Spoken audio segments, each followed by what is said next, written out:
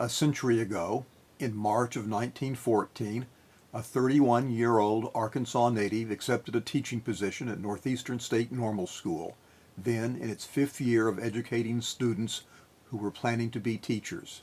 Thomas Lee T.L. Ballenger, who earned a B.A. at Ouachita Baptist College in Arkadelphia, Arkansas in 1905, had been teaching in the public schools of Arkansas and Oklahoma for 9 years, moving frequently from school to school and spending time at the University of Chicago earning a second bachelor's degree. In 1914, he began an association with Northeastern that would continue until his death in 1987, 6 weeks before his 105th birthday.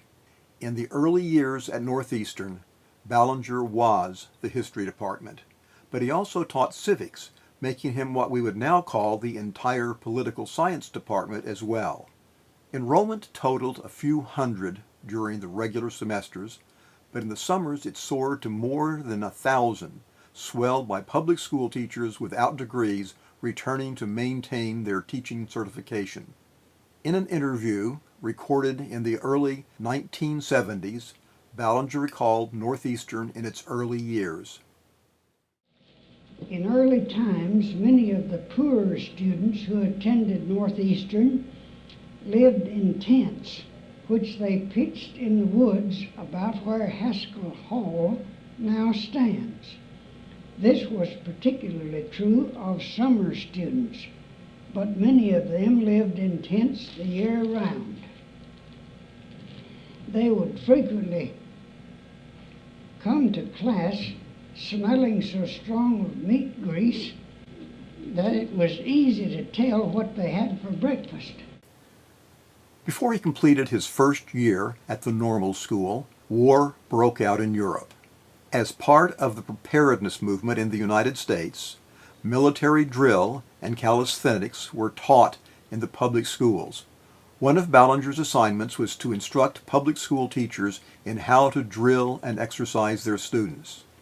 In the summers, during the war years, Ballenger marched students, mostly women, around his campus so they could drill their students. But he really wanted to get into the action himself. That goal was frustrated by vision problems.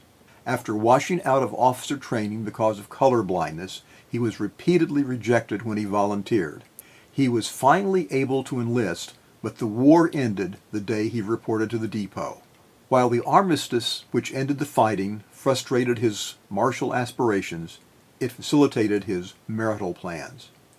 About 5 weeks later, on his birthday, December 22, 1918, the 36-year-old professor married Mildred Parks, the 20-year-old daughter of a prominent Cherokee family who had been one of his students.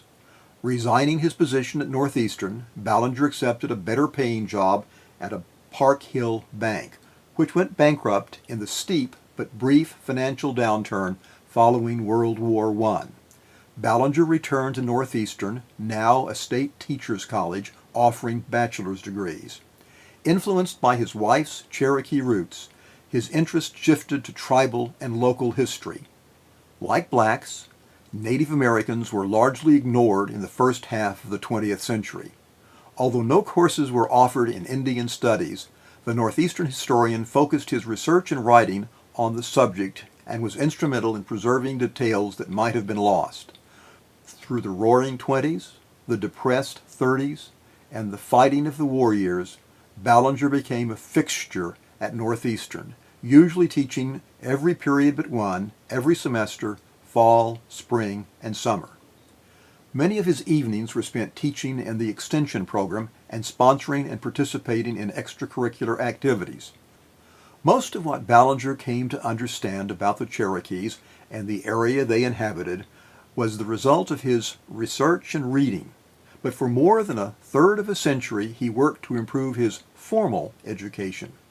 In 1914, the summer of the year he began teaching at Northeastern, Ballenger returned to the University of Chicago to complete a master's degree in history. Additional work there and at the University of Oklahoma yielded a Ph.D. in 1939 when he was 56. The The degree was merely formal recognition that Ballenger was and had long been a productive scholar whose work would outlive him. During the years between the world wars, Ballenger recorded his personal philosophy concerning history. I am not so much interested in rewriting history that dozens of others have already written about, as I am in ferreting out a portion of history firsthand and writing something that others have not recorded, like purely local history or regional history. After all, grassroots history records the real life of the people. What the king and other types of upper crust do is not half as important as many historians seem to think. Ballenger's extensive legacy of writing reflects his philosophy. The passage of time didn't diminish his interest in history, nor his desire to share what he was learning with his students and those beyond his classroom. For most of Northeastern's early years, there was no teacher retirement system. Many professors stayed on until their deaths. During World War II, a teacher retirement system was established and a mandatory retirement age of 70 was established. That age was reduced to 65 in the early 1950s. Ballenger, who was then 68, was the first member of the Northeastern faculty affected by the reduction of the mandatory retirement age when he was forced to retire in 1951. Despite his disappointment, Ballenger remained interested in his profession and more productive than many professors still in the classroom. He continued to be equally interested in Northeastern and its many activities.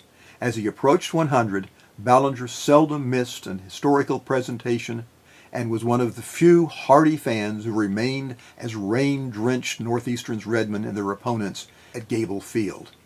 In early March of 1983, at the annual meeting of the Oklahoma Association of College History Professors at Northeastern, Dr. Ballenger, then 100, discussed the Catawbas and challenged the widely held view that the Cherokee Full-Blood Organization wreaked havoc on Stand Waty's mixed-blood Cherokees during the Civil War.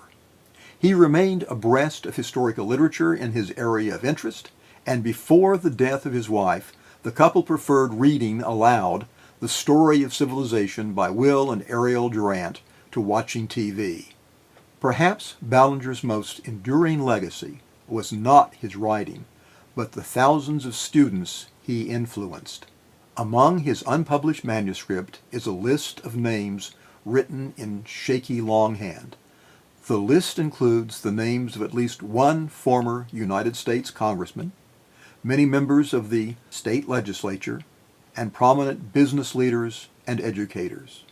The page was entitled Former Students.